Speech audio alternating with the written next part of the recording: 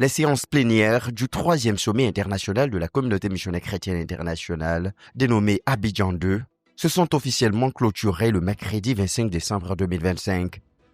Un programme qui marque une étape déterminante dans le processus de structuration, de finalisation et de déploiement du but quinquennal de l'œuvre, c'est-à-dire le but accompli par toute la CMCI de 2026 à 2030.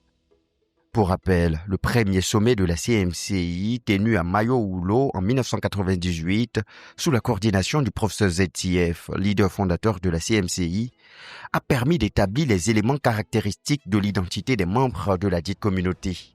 Dans la continuité historique de ce sommet pionnier, les travaux menés au cours du sommet Abidjan 2 s'inscrivent dans la poursuite des travaux du sommet spécial d'Abidjan 1, tenu en novembre 2024, dont les principales résolutions ont constitué la base de travail à partir de laquelle les grands axes de l'exécution du but quinquennal ont été définis.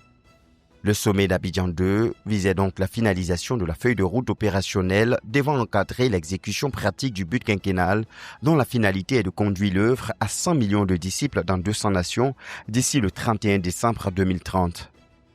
Les implications de ce but sont réparties autour de 14 axes couvrant l'ensemble de la vie du ministère, ces 14 axes étant le réveil, les effectifs, atteindre 1 million d'églises de maison de 50 à 100 membres chacune, faire 1 million de faiseurs de disciples, diffuser notre message, construire le quartier général, pénétrer les 46 nations restantes et consolider les nations déjà pénétrées, susciter et former les ouvriers et les dirigeants, susciter les moyens et ressources financiers, avoir 40 bases auxiliaires, organiser les grands événements du ministère, la prière, le développement des méga et supra-églises, et la communication. Ces 14 axes cités sont déclinés en 40 actions précises à mener au cours des 5 prochaines années. Les bases étant si clairement posées, les plus de 70 délégués venus de plus de 20 nations, composés principalement de missionnaires internationaux, de ministres assistants, du leader Théodore Ndossé et responsables de département du ministère, ont œuvré dans une coopération spirituelle et stratégique en union de cœur avec le Seigneur et les uns avec les autres au cours de ce sommet. Ils se sont engagés à finaliser toutes les implications du but quinquennal 2026-2030, arrêté en septembre 2025 lors de la retraite des ministres assistants tenue en Dumbi. Dans ce sens, il était absolument nécessaire de susciter les dirigeants qui seront responsabilisés pour s'assurer de l'exécution effective de toutes les actions pratiques nécessaires à l'accomplissement de ce but quinquennal, ce qui a été aussi au centre des travaux au cours de ce sommet Abidjan 2. Ces 2 principaux axes de travail au cours du programme ont été rythmés par d'abondantes louanges et actions de grâce au Seigneur.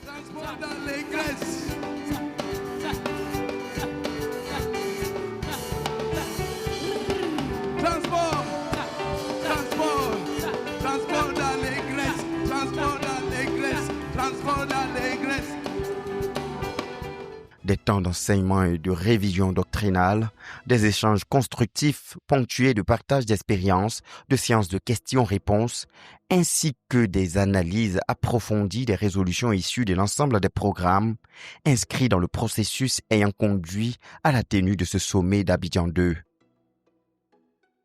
Une dépendance constante à Dieu s'est traduite de manière cohérente tout au long du programme à travers des prières intenses pour soumettre chaque aspect des travaux et surtout chaque action qu'implique le but quinquennal au Seigneur, en guise de réponse spontanée du Seigneur à la disposition de cœur de chaque délégué à œuvrer afin que les desseins parfaits du Seigneur attachés à ce sommet s'accomplissent. Des prophéties reçues et proclamées ont contribué à conduire l'Assemblée à progresser dans les travaux en recevant des orientations continues vers la pensée et la maquette de Dieu pour la feuille de route qui devrait être arrêtée en vue de l'exécution pratique et effective du but quinquennal. Ce but aux implications et à la portée si immense invite chaque frère de la CMCI, à commencer par les dirigeants, à avoir la foi, manifestée dans le fait de croire en la disposition de Dieu à accorder tout ce qui est nécessaire pour l'accomplissement du but quinquennal. Cette foi qui doit se traduire par l'engagement total de chaque frère, appelé à agir en prenant pleinement conscience de l'importance de sa responsabilité personnelle dans l'accomplissement de ce but quinquennal. Le tout en comptant sur la direction, la capacitation et la puissance toute suffisante du Saint-Esprit. La clôture des séances plénières, intervenue le 25 décembre, marque l'aboutissement de la phase centrale de réflexion, de validation et d'alignement spirituel et stratégique de ce sommet. Et elle a ouvert la voie aux phases techniques, organisationnelles et opérationnelles nécessaires à la mise en œuvre effective des décisions arrêtées. Décisions qui ont été consignées dans un document indiquant la matière qui devra être disponible dans toutes les églises par les moyens et canaux officiels. Tous les délégués sont sortis de ce sommet avec beaucoup de louanges et d'actions de grâce au Seigneur pour les objectifs du programme qui ont été pleinement atteints. La plupart témoignant que le Seigneur a agi au-delà de leurs attentes, tout en exprimant leur engagement à donner le meilleur d'eux-mêmes pour que le but quinquennal soit pleinement accompli.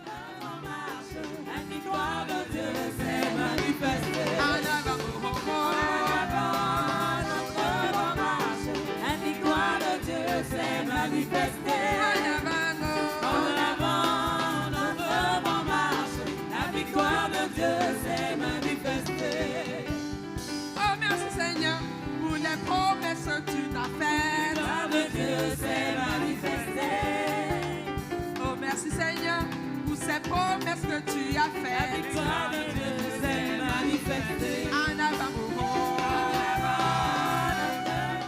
Le travail que nous avons fait, c'est un grand tremplin. Ce n'est pas seulement pour 5 ans, mais c'est pour les prochaines années après 2030. C'était un sommet qui apportait la guérison aux individus et qui apportait la guérison aux relations. Nous terminons vraiment tête haute, nous terminons en beauté parce que nous sommes soudés et nous avons regardé dans la même direction, on a tenu le même langage, on a terminé au point où il fallait, chacun étant très content, très encouragé et déterminé à faire de grandes choses pour le Seigneur. Les obstacles ont été renversés, les points d'interrogation ont été comblés et la participation de tous était évidente. Chacun étant libre d'intervenir, c'était des débats constructifs, ce n'était pas juste pour déranger et ça a permis que chacun s'exprime. Et nous pouvons à la fin dire que nous avons travaillé. Nous pouvons à la fin nous approprier ces résolutions parce que chacun y a mis de sa main. Ça devient donc une chose pour laquelle nous pouvons dire nous. Ce n'est pas quelque chose qui nous a été imposé de l'extérieur, mais nous avons cheminé point par point. Et à la fin, nous rendons toute la gloire à Dieu parce que nous avons une feuille de route bien délimitée, bien déterminée. Les virages et les dos d'âne qui étaient sur la route ont été pratiquement aplanis, les virages redressés, les pensées remises dans la bonne direction. Et je crois que c'est d'un commun accord, ayant les regards vers la même direction, que nous sortons de ce sommet. Ce sommet qui s'achève, c'était l'occasion pour nous, n'est-ce pas, de peaufiner un peu plus ce que le premier sommet d'Abidjan de 2024 a commencé, à savoir sortir une sorte de feuille de route pour le plan quinquennal de notre ministère dont on parle. Bref, je suis très heureux d'avoir rencontré beaucoup de frères, heureux de comment le Seigneur nous a conduits à ajuster, augmenter, régler les choses pour que, bon, on ait une feuille de route en main. Elle n'est peut-être pas parfaite, mais elle est assez claire pour nous orienter là maintenant à faire le travail, le gros travail qui est devant nous. Voilà ce que je pense là. C'est un sommet extrêmement important et je rends grâce au Seigneur pour ça. Au-delà du fait que nous avons travaillé dans l'unité, nous avons travaillé dans le même esprit, nous avons travaillé avec enthousiasme, nous avons travaillé dans la soumission à Dieu. Ce qui me marque le plus, ou ce qui m'a marqué le plus, c'est la présence de Dieu. Dieu a intervenu par 2 fois pour nous rassurer de sa présence, pour nous rassurer du fait que nous sommes dans sa volonté parfaite. Et pour moi, c'est la chose la plus importante. Pour moi, le succès, c'est d'être dans la volonté parfaite de Dieu. Ce qui me marque le plus, c'est que Dieu lui-même nous dit que nous sommes dans sa volonté parfaite et que lui-même travaille avec nous et au travers de nous pour accomplir son œuvre. C'est ça la chose la plus marquante pour moi. Quel honneur et quel privilège pour moi de faire partie de ceux qui sont appelés à vivre au centre de la volonté parfaite de Dieu. Nous sommes donc persuadés que nous sommes au centre de la volonté parfaite de Dieu. Dans une des paroles que le Seigneur nous a envoyées pendant ce sommet, il a dit, nous sommes tout ce qu'il a. Et au travers de nous, il va faire des merveilles. Donc voilà la chose la plus importante pour moi. Donc si je veux me résumer en un mot, c'est que le succès, c'est d'être dans la volonté parfaite de Dieu. Et donc pour moi, le but quinquennal sera certainement accompli parce que nous sommes au centre de la volonté parfaite de Dieu. Et Dieu est avec nous, et il travaille avec nous, et il travaillera au travers de nous. J'ai été particulièrement marqué par le rappel de Dieu, de son accompagnement, de sa capacitation, de son Saint-Esprit, sans lequel nous ne pouvons rien faire. Et donc je pars d'ici avec une foi beaucoup plus grande de ce que les objectifs seront atteints. Pourquoi? Parce que le Seigneur nous a donné son esprit. Et avec son esprit, l'impossible devient possible. Donc je repars avec une foi gonflée, requinquée, rehaussée, complètement boostée. Je vous assure, j'ai vu le Seigneur prendre lui-même en main le programme. Je ne sais pas comment, en 2 jours, on a fini ce travail. Je me disais que, ça va être court, est-ce qu'on va pouvoir? Mais par un miracle de Dieu, le premier jour, le deuxième jour, on avait fini. Et le soir du deuxième jour hier, on a pu prier dans les détails. Ça, c'est un moment qui m'a beaucoup réjoui, vraiment remettre les choses entre les mains du Seigneur. Une autre chose qui m'a saisi, c'était le fait que nous ayons pu remarquer une lacune, l'absence d'un retour au Seigneur, d'une attitude de reconnaissance. Et par la grâce de Dieu, on a pu insérer cet objectif qui va porter sur les actions de grâce au Seigneur pour ses grâces imméritées, pour ses faveurs, pour sa bonté envers nous. Ça a vraiment comblé un besoin qui, pour moi, aurait été très, très grave. Nous avons fini le travail en un temps record et le Seigneur nous a permis d'avoir 4 heures de prière pour les buts quinquennaux. Vraiment, je suis comblé. Je suis quelqu'un qui est passé par une transformation. Parce que d'habitude, je suis quelqu'un qui... je doute beaucoup quand il faut faire face aux grands chiffres, aux grands effectifs, tels que nous sommes en train d'énoncer dans notre objectif, notre but. Mais le Seigneur m'a fait passer par une transformation totale. Je me suis surpris en train de croire tout ce que nous sommes en train de planifier, tout ce que nous sommes en train de dénoncer dans notre but quinquennal. Pour moi, c'est exceptionnel. Et c'est la première fois, et je sais que c'est l'œuvre du Seigneur. Donc là où je suis, et chaque fois qu'il y avait une intervention, une contribution, je me posais 2 questions. Première question, est-ce que c'est faisable? Est-ce que la chose qui est proposée est faisable? Et le plus souvent, c'était oui. Et la deuxième question, est-ce que en l'accomplissant, ça va nous avancer dans l'accomplissement de notre but?